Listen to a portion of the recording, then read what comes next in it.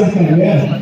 Baik, Ustaz semua, sebelum kita mulai untuk mendapatkan dari umroh dan ikut pelatihan, insya Allah sepanjang waktu nanti kita akan menemui dan akan banyak sekali tips-tips menarik yang akan dibagikan oleh Ustaz Bogi pasca mengikuti pelatihan. Di mana tips-tips menarik itu bisa follow ini. Coba keluarkan materinya boleh.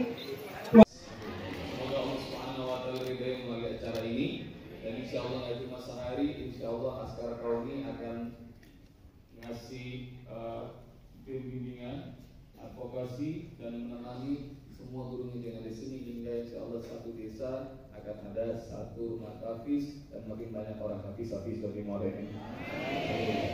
Kita sama-sama baca Bismillahirrahmanirrahim. Semoga berkah. Assalamualaikum warahmatullahi wabarakatuh.